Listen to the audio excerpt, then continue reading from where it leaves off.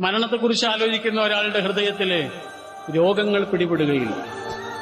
ഹൃദയ രോഗങ്ങളെക്കുറിച്ച് ഖുർആൻ പറഞ്ഞിട്ടില്ലേ? അസൂയ, അഹങ്കാരം, ധിക്കാരം, ശത്രുത, കോപം, ഇങ്ങനെ പാടില്ലാത്ത കുറെ അസുഖങ്ങളുണ്ട്. അതൊക്കെ പിടിപെടുന്നത് ഹൃദയത്തിനാണ്. മരിക്കുന്നതിനെ കുറിച്ച് ധാരാളമായി ആലോചിക്കുന്ന ഒരാളുടെ ഹൃദയത്തില് അസൂയക്ക് എന്ത് സ്ഥാനമാണുള്ളത്? എന്ത് സ്ഥാനം? മരണത്തെക്കുറിച്ചുള്ള നിതാന്തമായ ചിന്ത അലയടിക്കുന്ന ആ ഒരു ഹൃദയത്തില് അഹങ്കാരത്തിന്, അസൂയക്ക്, കോപത്തിന്, പകയ്ക്ക് എന്ത് സ്ഥാനമാണുള്ളത്? സ്വർഗാരാമങ്ങളിൽ നിന്നുള്ള പൂമണമേറ്റ് കഴിയുന്ന ഒരു ഹൃദയത്തിന്റെ ഉള്ളില് ഒരാളോട് ശത്രുതയ്ക്ക് എങ്ങനെ സ്ഥാനമുണ്ടാകാനാണ്? അതുകൊണ്ടാണ് റസൂലുള്ളാഹി പറഞ്ഞത്, ഹൃദയം ഉണരാനുള്ള വഴി മരണത്തെ ആലോചിക്കാൻ. രണ്ടാമതായി പറഞ്ഞത് എന്താണെന്നറിയോ? തിലാവത്ത് അൽ ഖുർആൻ. ധാരാളമായി ഖുർആനുമായുള്ള ഒരു ആത്മബന്ധമുണ്ടാക്കുക.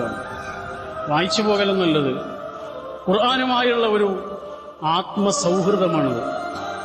ഖുർആനുമായി നമ്മളൊരു കുറച്ചു കാലം അകന്നു നിന്നാൽ അറിയാം, നമ്മുടെ ഹൃദയം വല്ലാതെ ഡ്രൈ ആയി പോകും.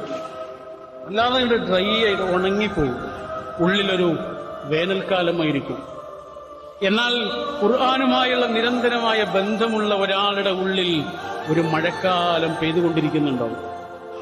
ജീവിതത്തിൽ അയാൾക്ക് ഉത്തരങ്ങൾ കിട്ടും, ആശങ്കകൾ ഉണ്ടാവില്ല.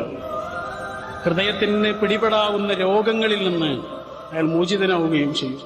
ഒരാൾക്കും അയാള് ആരെങ്കിലും വിചാരിക്കുന്ന വഴിയിലൂടെ തെളിച്ചു കൊണ്ടുപോകാൻ കഴിയില്ല. തിരിഞ്ഞു നിന്ന് ചോദ്യങ്ങൾ ചോദിക്കും. ഖുർആൻ പഠിച്ചവൻ അല്ലാത്തവൻ എന്ത് ചോദ്യം?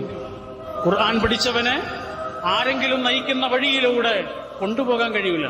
ആരെങ്കിലും കണ്ണും കയ്യും കാട്ടുമ്പോഴേക്ക് അവരുടെ പിന്നാലെ ഇറങ്ങിപ്പുറപ്പെടില്ല. കാരണം അവന് ചോദ്യങ്ങളുണ്ടാവും, അവൾക്ക് ചോദ്യങ്ങളുണ്ടാവും.